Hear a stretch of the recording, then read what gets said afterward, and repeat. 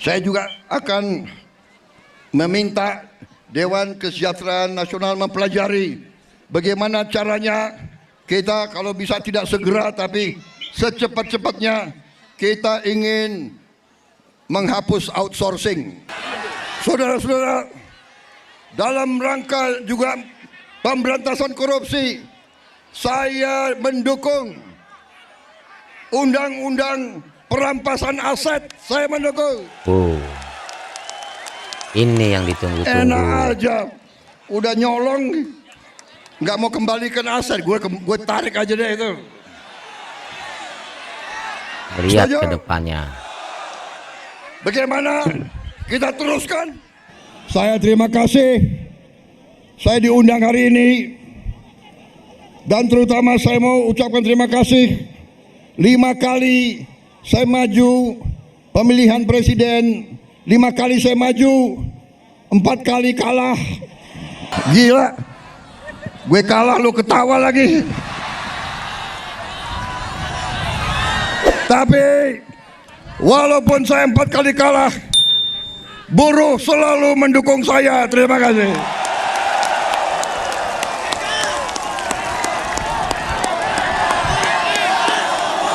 Dan karena itu, saudara tidak pernah tinggalkan saya. 4 kali saya kalah, yang kelima kita menang, saudara kalian. Jadi saya ingin sampaikan di sini, saya merasa menjadi presidennya buruh, presidennya petani, presidennya nelayan, presidennya orang yang susah.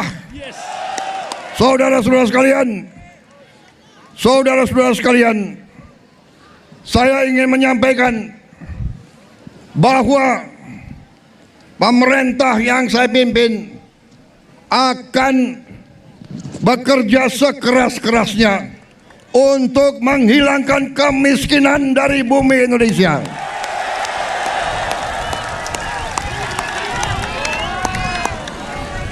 Pemerintah yang saya pimpin akan bekerja sekeras-kerasnya agar tidak ada anak Indonesia yang lapar. Kami akan bekerja agar semua anak-anak Indonesia bisa sekolah gratis. Itu perjuangan kami. Kami akan bekerja keras agar semua warga negara Indonesia bisa dapat pelayanan kesehatan yang sebaik-baiknya dan bisa dapat obat yang semurah-murahnya. Ini perjuangan kami. Kami sudah melihat, kami sudah menghitung kekayaan bangsa Indonesia begitu besar. Masalahnya maling-malingnya juga banyak. Saudara-saudara sekalian, pemerintah yang saya pimpin bertekad untuk berusaha menghilangkan korupsi dari bumi Indonesia. Saya tahu bahwa ini bukan pekerjaan ringan. Ini pekerjaan berat. Pekerjaan berat. Saya tiap hari diejek, tiap hari diancam, tiap hari macam-macam, tapi saya tidak gentar. Saya sudah katakan, saya rela, saya siap, saya ikhlas mati untuk bangsa dan rakyat saya. Saya sudah sampaikan, hai kalian-kalian yang di dalam lembaga-lembaga pemerintah, kalian digaji oleh rakyat. Saya katakan, hentikan korupsimu.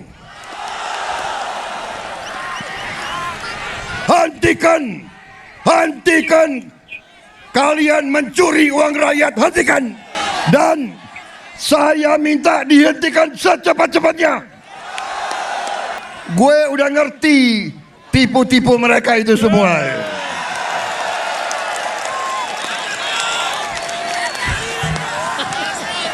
Saudara-saudara, kenapa mereka takut aku jadi presiden? Karena aku tahu tipu-tipu mereka, gue tahu semua tuh. Gue lahir di Betawi, gue besar di Betawi, gue ngerti mana aset-aset yang milik rakyat, gue ngerti semua itu. Dan gue akan tarik kembali jadi milik rakyat, saudara-saudara sekalian.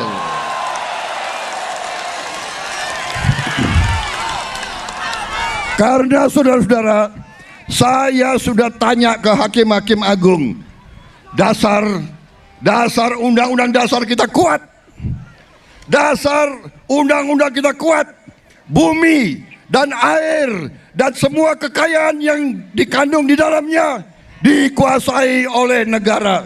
Sumber-sumber produksi yang menguasai hajat hidup orang banyak dikuasai negara dan dipergunakan sebesar-besarnya untuk kemakmuran rakyat. Itu perintah undang-undang dasar. Saya ingin memberi hadiah kepada kaum buruh pada hari ini. Saya akan membentuk segera Dewan Kesejahteraan Buruh Nasional yang akan terdiri dari semua tokoh-tokoh pimpinan buruh seluruh Indonesia.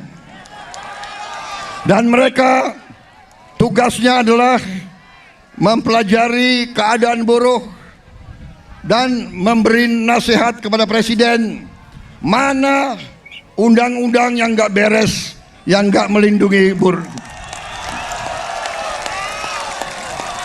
mana regulasi yang nggak benar. Mereka memberi masukan ke saya dan segera akan kita perbaiki, saudara-saudara sekalian. Kita juga atas saran dari pimpinan buruh, atas saran dari Pak Said Iqbal dan Pak Jumbur, kita akan segera membentuk Satuan Tugas PHK. Kita tidak akan membiarkan rakyat kita tidak akan biarkan pekerja-pekerja di PHK kan seenaknya.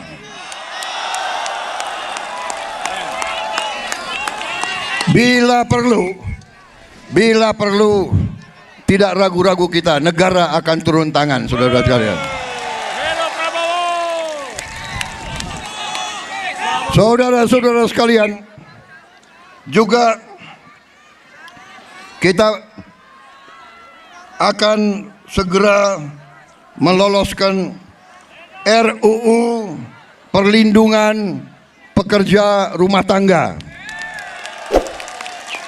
Wakil Ketua DPR yang hadir, Pak Dasko, Pak Sufia melaporkan ke saya, minggu depan RUU ini segera akan mulai dibahas. Mudah-mudahan tidak lebih dari 3 bulan undang-undang ini akan selesai kita bereskan. Juga saran dari Pak Jumhur, undang-undang perlindungan pekerja di laut, pekerja di industri perikanan, pekerja di kapal-kapal, kita juga segera akan membentuk undang-undang itu. Jadi kami Satgas PHK dan Dewan Kesejahteraan Buruh Nasional ini akan mempunyai peran yang sangat penting. Saudara-saudara sekalian, saya juga akan meminta Dewan Kesejahteraan Nasional mempelajari bagaimana caranya kita, kalau bisa tidak segera tapi secepat-cepatnya, kita ingin menghapus outsourcing. Tapi saudara-saudara, kita juga harus juga realistis. Kita juga harus menjaga kepentingan para investor-investor juga. Kalau mereka tidak investasi, tidak ada pabrik, kalian tidak bekerja. Jadi kita harus bekerja sama mereka atas usul pimpinan saudara. Dalam waktu dekat saya akan mengadakan suatu pertemuan di Istana Bogor. 150 pimpinan buruh akan saya pertemukan dengan 150 pemimpin-pemimpin perusahaan di Indonesia. Kita akan duduk bersama.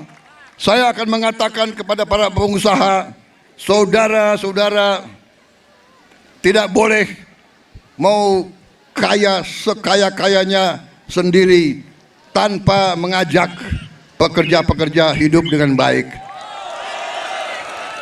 Tapi negara juga tidak tinggal diam. Kami berjuang memberi pelayanan kesehatan untuk seluruh rakyat, pendidikan, kita juga memberi subsidi listrik, kita memberi bantuan tunai langsung kepada mereka-mereka yang penghasilan rendah. Total biaya yang kita gelontorkan ke rakyat sudah melebihi, kalau tidak salah, 500 triliun. Ini terus untuk menjaga rakyat kita tidak ada yang menderita. Tapi sekarang masalahnya adalah kita harus jaga mereka yang memerlukan, mereka yang terima. Jangan mereka yang tidak perlu, mereka terima juga bantuan dan subsidi. Ini nggak benar. Ya kan? Saudara-saudara, dalam rangka juga pemberantasan korupsi, saya mendukung undang-undang perampasan aset. Saya mendukung. Oh, ini yang ditunggu-tunggu. Enak aja, udah nyolong, nggak mau kembalikan aset, gue tarik aja deh itu. Lihat ke depannya. Bagaimana kita teruskan? Kita teruskan perlawanan terhadap koruptor. Nanti lu dikasih duit, lu demo untuk koruptor. Hah? Benar ya? Awas lu. Gue heran di Indonesia ada demo mendukung koruptor, gue heran tuh.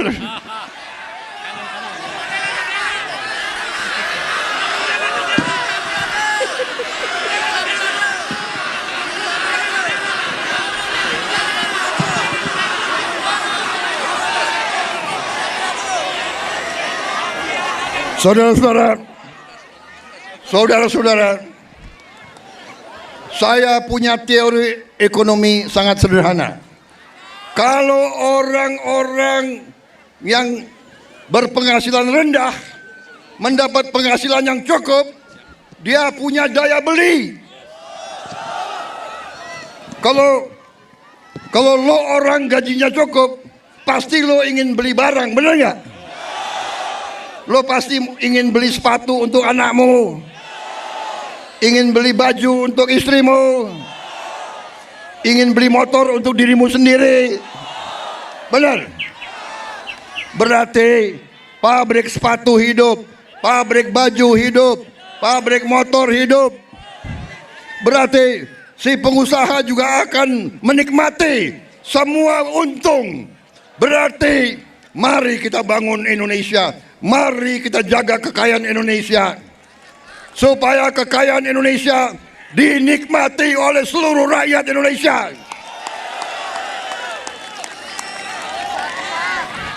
Saudara-saudara, kita akan tegakkan undang-undang yang benar.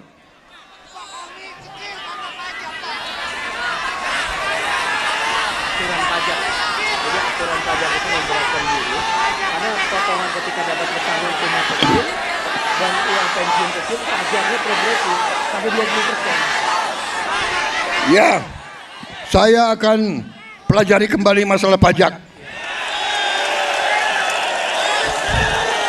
Pajak yang besar untuk orang yang penghasilannya besar. Lo orang gajinya nggak besar, jadi ngapain dipajak itu? Tapi kalau pajaknya sedikit boleh dong. Boleh ya? Boleh. Ya kalau pajaknya nggak terlalu besar boleh ya? Ya bayar deh dikit-dikit deh. Jangan progresif. Ya itu nanti tugasnya Dewan Kesejahteraan Buruh Nasional. Oke. Cukup. Terima kasih. Wassalamualaikum warahmatullahi wabarakatuh.